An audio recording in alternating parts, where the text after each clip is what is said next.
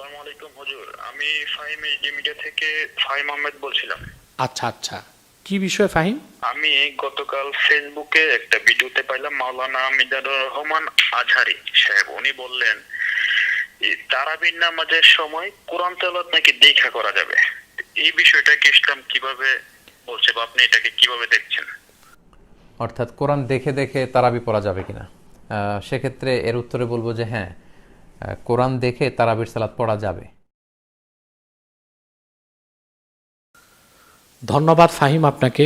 প্রশ্নটি আপনি অনেক দেরিতে করেছেন। ইতিমধ্যে কালকে থেকেই আমাদের দরবারে, আইটি সেন্টারে, মিডিয়া সেন্টারে এবং আমাদের কাছে দেশ ও দেশের বাইরে থেকে বিভিন্নজন জানতে চাচ্ছেন যে দেখে দেখে নামাজে কোরআন তেলাওয়াত তারাবিতে করা যাবে কিনা। এই ক্ষেত্রে আমি কিছু দলিল তুলে ধরছি বিষয়টি স্পষ্ট করার জন্য। মূলত আমাদের একটি বিষয় জানা থাকতে হবে, ফতুয়া কে দিবে। আমাদের উচিত নয় যাকে তাকে প্রশ্ন করা, আর যার তার উচিত নয় ফট করে কোনো ফতুয়া দিয়ে দেওয়া। এটা আমাদের লক্ষ্য রাখতে হবে। ফতুয়া কে দিবেন?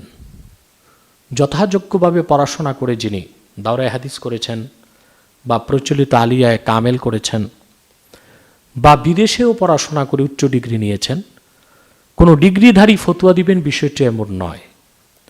তিনি ফতুয়া দিবেন যিনি কোরআন হাদিসে পারদর্শী হবেন, পাশাপাশি ফাতাওয়া নির্ভরযোগ্য কিতাব, তিনি যে মাযহাবের হবেন সেই মাযহাবের কিতাবগুলো খুব ভালো করে তাকে পড়াশোনা থাকতে হবে।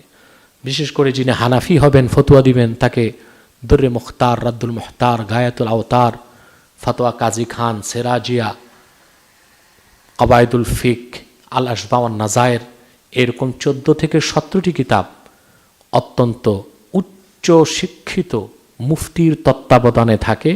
নিবিড় তত্ত্বাবধানে 2 বছর পড়াশোনা করতে হবে। তারপর তিনি মুফতি হিসেবে ফতোয়া দেওয়ার যোগ্যতা লাভ করবেন। তারপর দেখতে হবে যিনি ফতোয়া দিবেন তাকে ওরফ দেখতে হবে। ওরফ, তাওয়ারুসুন নাস বা ওরফ, এগুলো দেখেই তাকে ফতোয়া দিতে হবে।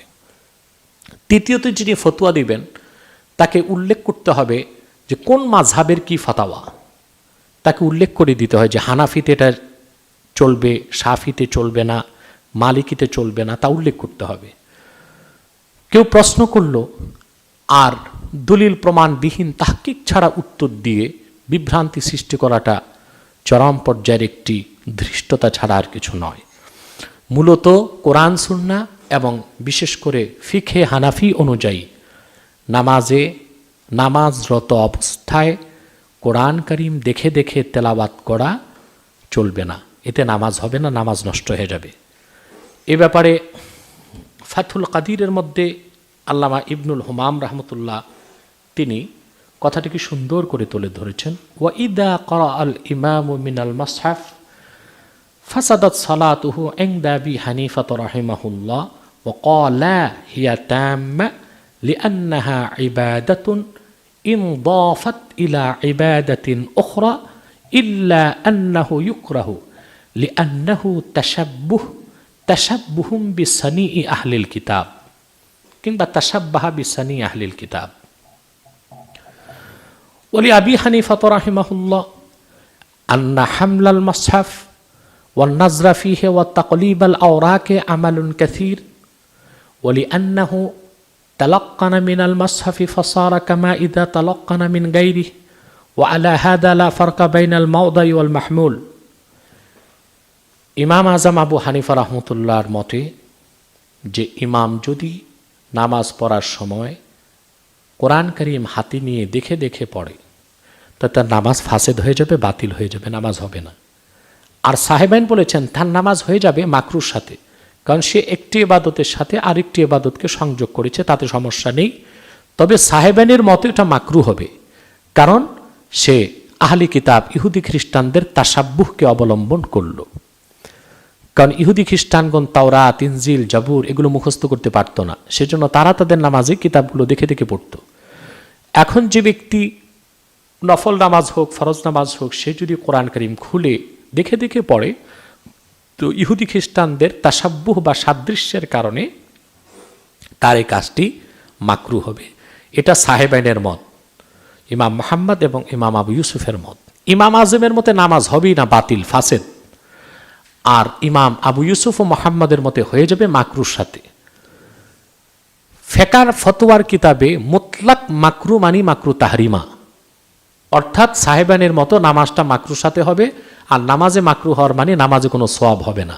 তা আমরা তো নামাজ পড়বো সোয়াবের জন্য, যদি নামাজে সোয়াবই না হয় তো সে নামাজ পড়ে তো কোনো দরকার নাই। আর ফাতাওয়া হচ্ছে ইমাম আজম আবু হানিফার মতের উপর। ইমাম আজম আবু হানিফা রহমতুল্লাহ বলেন, যে ব্যক্তি কোরআন করিম দেখে দেখে নামাজ পড়বে তার দ্বারা আমলে কাসির হবে। প্রথম আমল, কোরআন করিম তাকে হাতে রাখতে হলো। 2 কোরআন করিমকে দেখা 2টি আমল, 3 পৃষ্ঠা উল্টানো 3টি আমল। এই 3টি আমলে কালিল মিলে আমলে কাসির হয়ে যায়। আর নামাজ ফরজ হোক, ওয়াজিব হোক, সুন্নত হোক, নফল হোক, কোনো নামাজেই আমলে কাসির করলে নামাজটা নষ্ট হয়ে যাবে। অনেক মৌলবী যুক্তি দিচ্ছে যে ফরজ নামাজের মতো নফলে তো অত কঠোরতা নেই, শিথিলতা আছে। নামাজে যতই শিথিলতা থাক, আপনি ঘোড়ায় বসে নফল নামাজ পড়বেন, দাঁড়াতে হবে না, এশারা করে পড়তে পারবেন। কিন্তু কোনো নামাজই আমলে কাসির চলবে না। আমলে কাসির নামাজ ভঙ্গের প্রধানতম কারণ। অতএব নফল নামাজে যতই শিথিলতা থাক, না দাঁড়িয়ে বসে পড়লে চলবে, কিন্তু কোনো আমলে কাসির করার দ্বারা ফরজ হোক, ওয়াজিব হোক, নফল হোক, কোনো নামাজই টিকতে পারে না। এই ক্ষেত্রে ইমাম শাফি রহমতুল্লাহ বলেছেন যে নামাজে দেখে দেখে কোরআন তেলাওয়াত করলে চলবে। ইমাম শাফি রহমতুল্লাহর এই দলিল একে তো হানাফিগণ মানতেই পারবে না, হানাফিদের জন্য চলবেই না। দ্বিতীয়ত ইমাম শাফি রহমতুল্লাহর এখানে ইজতিহাদি গলত হয়েছে। এখানে একটি হাদিস উল্লেখ করা হয়ে থাকে, হাদিসটি ইমাম বুখারী তালিকান উল্লেখ করেছেন, বাবু ইমামাতিল আবদি ওয়াল মাওলা, এই পরিচ্ছেদে হাদিসটি উল্লেখ করেছেন। এবং ইমাম আবু দাউদ এবং ইবনে আবি শায়বা থেকে কিছু আসার তারা নিজ নিজ গ্রন্থ উল্লেখ করেছেন। প্রথমত হাদিসটি হচ্ছে আন যাকওয়ানা মাওলা আয়েশা রাদিয়াল্লাহু আনহা আন্নাহু কানা ইয়াউম্মু বিহা ফি শাহরি রমাদান ওয়া কানা ইয়াকরাউ মিনাল মুসহাফ। এখানে হযরত যাকওয়ান, তিনি আয়েশা রাদিয়াল্লাহু তাআলা আনহার দাস ছিলেন। তার থেকে এই যাকওয়ানের ব্যাপারে এসেছে যে তিনি রমজান মাসে ইমামতি করতেন তারাবিহের, এবং তিনি কোরআন কারীম থেকে পড়তেন। এই হাদিসের মাঝখানে যেটা ইদরাজ আছে, মুদ্রাজুর রাবি, সেটা পরবর্তী রেওয়ায়তে ছুটে গিয়েছে। মূলত হাদিস এটা প্রমাণ করছে না যে আয়েশা রাদিয়াল্লাহু তাআলা আনহার গোলাম যাকওয়ান কোরআন কারীম দেখে দেখে নামাজ শুরু শেষ করতেন। বিষয়টা এমন না। বিষয়টা হাদিসের ব্যাখ্যাকারগণ লিখেছেন, ওয়া কানা ইয়াকরাউ বাইনা শুফআতাইন ওয়া ইয়াতালাক্কানু থুম্মা ইয়াকরাউ ফিস সালাহ, অর্থাৎ তিনি 2 রাকাত নামাজ পড়াতেন, সামনে যতটুক তিনি কোরআন পড়ে ঠিক করে নিতেন ততটুক পড়াতেন, সালাম ফিরানোর পর 2 রাকাতের পর আবার নতুন করে 2 রাকাত শুরুর আগে তিনি যা দেখার তা দেখে নিতেন। মূলত হাদিসের মাঝখানে এটা হচ্ছে মুদ্রাজ, এটা পরবর্তী রাওয়ায়াতে উঠে আসেনি। তাহলে এই হাদিস থেকেও দেখা যায়, সাব্যস্ত হয় না যে হযরত যাকওয়ান হাদিস কোরআন কারীম হাতে নিয়ে নামাজ পড়াতেন, বরং তিনি নামাজ পড়াতেন, প্রয়োজনীয় যতটুকু ভুলে যেতেন, আবার নামাজ শুরুর আগে দেখে নিতেন, আবার পড়াতেন, আবার সালাম ফিরিয়ে আবার দেখে নিতেন, আবার পড়াতেন। এই হচ্ছে হাদিসটির জবাব।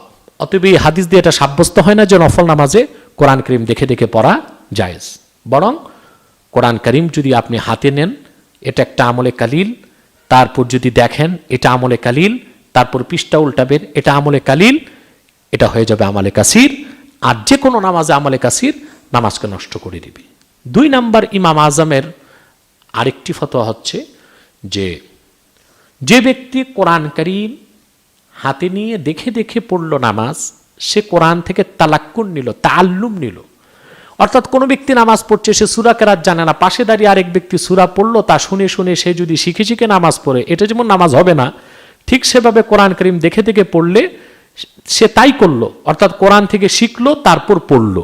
নামাজের সময় কোরআন শিখা বড় ইবাদত, কিন্তু নামাজের মধ্যে এই কাজটি আমলে কাসির বলে গণ্য হবে, এতেও নামাজ নষ্ট হয়ে যাবে।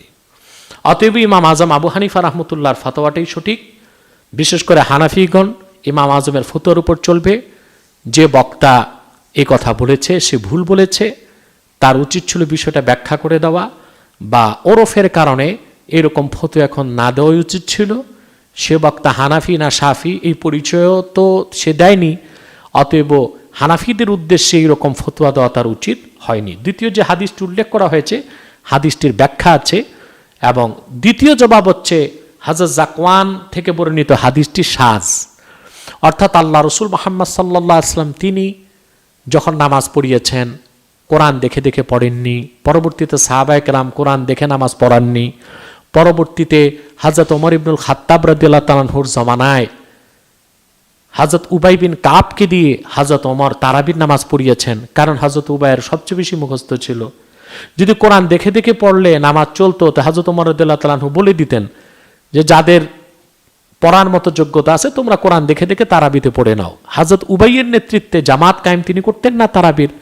তাহলে আল্লাহ রাসূল সাল্লাল্লাহু আলাইহি ওয়াসাল্লামের সুন্নতের খেলাফ, সাহাবায়ে কেরামের সুন্নতের খেলাফ, বিশেষ করে খোলাফায়ে রাশিদিনের মধ্যে হযরত ওমর রাদিয়াল্লাহু তাআলা আনহুর সময় এত সাহাবী উপস্থিত ছিলেন, তাদের সুন্নতের খেলাফ হযরত যাকওয়ান কর্তৃক বর্ণিত এই হাদিসটি শায। আর শায হাদিস কখনো দলিল হিসেবে সাব্যস্ত হয় না। 3 নাম্বার, এই কাজটি সরাসরি আল্লাহ রাসূল সাল্লাল্লাহু আলাইহি ওয়াসাল্লামের সুন্নাহর বিরোধী কাজ, এর জন্য এটি একটি চরম বেদাত বলে গণ্য হবে। এই ক্ষেত্রে আমরা আরেকটি নির্ভরযোগ্য ফিকহ ও ফতোয়ার কিতাব আল বাদায়ুস সানায় থেকে কিছু মত তুলে ধরছি। এখানেও আল বাদায়ুস সানায় প্রথম খণ্ডেই 543 পৃষ্ঠায় তিনি উল্লেখ করেছেন, ওয়ালাউ ক্বারা আল মুসাল্লি মিনাল মুসহাফ ফাসালাতুহু ফাসিদাতুন ইনদা আবি হানিফা ওয়া ইনদা আবি ইউসুফা ওয়া মুহাম্মাদিন তাম্মাতুন ওয়া ইউকরাহ ওয়া ক্বালা আশ-শাফিঈ লা ইউকরাহ। এখানে ইমাম আজম আবু হানিফা রহমতুল্লাহর মত, যদি মুসল্লি কোরআন করিম দেখে দেখে তেলাওয়াত করে তার নামাজ ফাসেদ হয়ে যাবে। আর এখানেও সেই ফাথুল কাদিরের মতে উল্লেখ করা হয়েছে, আবু ইউসুফ ও মোহাম্মদের মতে নামাজ হবে মাকরুর সাথে। অর্থাৎ হানাফি সবাই একমত নামাজ হবে না, হলেও মাকরু হবে। আর মাকরু মানে মাকরু তাহরিমা, আর মাকরু তাহরিমা মানে নামাজ সোয়াব শূন্য, শুধু উঠা বসা আর ব্যায়াম ছাড়া কিছুই হবে না। ইমাম শাফি রহমতুল্লাহ বলেছেন এটা মাকরু হবে। আর ইমাম শাফির পক্ষে দলিল হচ্ছে ওয়াহতাজ্জু বিমা রুইয়া আন্না মাওলা আলী আয়েশা রাদিয়াল্লাহু তাআলা আনহা ইউকালু লাহু যাকওয়ান কানা ইয়াউম্মুন নাসা ফি রমাদান ওয়া কানা ইয়াকরাউ মিনাল মুসহাফ ওয়া লিআন্না আন-নাযরা ফিল মুসহাফি ইবাদা ওয়াল কিরাআতা ইবাদা ওয়া ইনজিমামুল ইবাদাতি লিল ইবাদাতি লা ইউজিবুল ফাসাদা ইল্লা আন্নাহু ইকরাহু ইনদাহুমা। এখানে ইমাম শাফি রহমতুল্লাহর যে দলিল হযরত যাকওয়ানের হাদিসটি, আর ইমাম শাফি বলতে চান যে এক ইবাদতের সাথে আরেক ইবাদত মিলালে এটা নামাজকে নষ্ট করা সাব্যস্ত হয় না, নামাজকে নষ্ট করবে না। প্রথমত এই হাদিসটির জবাব আমরা দিয়েছি। হাদিসটির মধ্যে যে মুদ্রাজ অংশ তা বাদ দেওয়া হয়েছে। হযরত যাকওয়ান দেখে দেখে পড়াতেন না, নামাজ শুরুর আগে দেখতেন, নামাজ পড়তেন, আবার যতটুকু দরকার তিনি তালাক্কুন তালিম হিসেবে গ্রহণ করতেন, আবার নামাজ পড়াতেন। দ্বিতীয় যে মতটি আমরা এখানে ইমাম শাফি রহমতুল্লাহ বলে যে মত, এ মতটি আমাদের হানাফিদের দৃষ্টিতে ওনার ইজতিহাদ খাতা হয়েছে। আর হানাফিগণ ইমাম শাফির অনুসরণ করবে না, ইমাম আজম আবু হানিফা রহমতুল্লাহর মত সেটার উপরই ফাতোয়া এবং সেটাকেই তারা গ্রহণ করবে। এ ব্যাপারে ফাতোয়া কাজী খানের মধ্যেও হানাফিদের নির্ভরযোগ্য কিতাব ফাতোয়া কাজী খানের মধ্যে স্পষ্ট এসেছে, ইদা ক্বারা আল মুসাল্লি মিনাল মুসহাফ ফাসাদাত সালাতুহু ফি কওলি আবি হানিফা রাহিমাহুল্লাহ ওয়ালাউ নাযারা ফিল মুসহাফি আও আল মিহরাবি ফাহাম্মা ওয়া লাম ইয়াকরা লা তাফসুদু সালাতুহু ওয়া হুয়া সহিহ। মুসাল্লি যদি কোরআন করিম দেখে দেখে তেলাওয়াত করে আবু হানিফা রহমতুল্লাহর মতে নামাজ ফাসেদ হয়ে যাবে, নষ্ট হয়ে যাবে, আর এই মতের উপরই ফতোয়া। তবে এখানে একটি কথা উল্লেখ করেছেন তিনি, মেহরাবের মধ্যে যদি কোরআনের আয়াত লেখা থাকে আর তা যদি চোখে পড়ে যায় তাতে নামাজ নষ্ট হবে না, কিন্তু কোরআন করিম হাতে নিয়ে পড়তে গেলে অসংখ্য আমলে কাসিরের কারণে নামাজ নষ্ট হয়ে যাবে। তাহলে আমরা, এবং হানাফিদের প্রসিদ্ধ ফতোয়ার কিতাব ফতোয়া আলমগীরি যা অত্যন্ত নির্ভরযোগ্য ফতোয়ার কিতাব হিসেবে আমাদের কাছে গ্রহণযোগ্য, সেখানেও পুরা বিষয়টি এসেছে 160 পৃষ্ঠাতে। ওয়াইফসিদুহা কিরাতুহু মিন মাসহাফ ইনদা আবি হানিফা রাহিমাহুল্লাহ ওয়া ক্বালা লা ইউফসিদ লাহু আন্না হামলাল মাসহাফি ওয়া তাকলিবাল আওরাক ওয়া নাজরা ফিহি আমালুন কাসীর ওয়া লিসসালাতি আনহু বুদ্দুন وعلى هذا لو كان موضوعا بين يديه على رحل وهو لا يحمل ولا يقلب أو قرأ المكتوب في المحراب لا تفسد ولأن التلقن من المصحف تعلم ليس من أعمال الصلاة وهذا يوجب التسوية بين المحمول وغيره فتفسد بكل حال وهو الصحيح هكذا في الكافي। এখানে পূর্ববর্তী যে মতগুলো আমরা তুলে ধরেছি সবগুলো মত উল্লেখ করে ফতোয়া আলমগীরতে স্পষ্ট লেখা হয়েছে যে কোরআন করিম দেখে দেখে যদি মুসল্লি নামাজে পড়ে এটা আমলে কাসির হবে। কোরআন করিম হাতে নেওয়া একটি আমল, দেখা একটি আমল, পৃষ্ঠ উল্টানো একটি আমল, এই তো নামাজ নষ্ট হয়ে যাবে। আর যদি কোরআন করিম কোনো রেহালে বা উঁচু জায়গাতে রেখে তারপরে পড়ে তা তো নামাজ নষ্ট হয়ে যাবে, কারণ তালাক্কুন তাআল্লুম কোরআন থেকে তালিম নিয়ে তারপর সে পড়ল। আর এই কোরআন থেকে তালিম নেওয়া, উস্তাদ থেকে তালিম নেওয়া তারপরে পড়া, এটা নামাজের বাইরে তালিম নেওয়া যাবে, নামাজের ভিতরে এটা ন্যাক আমল, কিন্তু নামাজের অন্তর্ভুক্ত আমল নয়, নামাজের বাহিরের আমল। নামাজের ভিতরে নামাজের বাইরের আমলটাও নামাজকে নষ্ট করে দেয়। সেজন্য মুফতাবিহি কৌল এটাই যে মাসহাব দেখে দেখে, কোরআন করিম দেখে দেখে নামাজ পড়লে নামাজ হবে না। এই ক্ষেত্রে আরও অনেকগুলো বিষয় চলে আসে। যদি আমরা এই রেওয়াজ চালু করে দিই যারা কোরআন পড়তে পারি না কোরআন দেখে দেখে পড়বো, তাহলে আমাদের দেশের মানুষ আর মসজিদে তারাবি পড়তে যাবে না, বাড়িতেই তারা কোরআন কারীম দেখে দেখে নামাজ পড়ে ফেলবে। তাহলে সারা পৃথিবীতে মুসলমানদের যে ঐতিহ্য রমজান মাসে দলবদ্ধভাবে মসজিদে তারাবি পড়া, সেই সুমহান ঐতিহ্যের উপর আঘাত করার এটি একটি অপকৌশল হতে পারে। পাশাপাশি যেভাবে হাফেজগণ একজন তেলাওয়াত করেন, তার ভুল হলে পিছে একজন লোকমা দেন, এই রীতি চলে আসতেছে রাসূলুল্লাহ সাল্লাল্লাহু আলাইহি ওয়াসাল্লামের জমানা থেকে, ১৫০০ বছর আগ থেকে। এটা তাওয়ারুসুল উম্মাহ। এখন যদি নামাজের মধ্যে কোরআন নিয়ে নামাজ পড়লে চলে, তাহলে তো আর পিছনে হাফেজ লাগে না, লোকমাও লাগে না। হাফেজ সাহেব ভুলে গেল, কোরআন কারীম হাতে নিয়ে দেখে নিল। অর্থাৎ রাসূল কারীম সাল্লাল্লাহু আলাইহি ওয়াসাল্লামের সুন্নাহকে কেন্দ্র করে যে আমলটি চলে আসছে, সেই চিরাচরিত আমলের বিপক্ষে এইরকম উদ্ভট দায়িত্ব জ্ঞানহীন ফতোয়া উম্মাহ গ্রহণ করবে না। যে ভুল ফতোয়া দিয়েছে তাকে বলবো সে সংশোধন হয়ে যাক এবং আল্লাহর কাছে ইস্তিগফার করুক।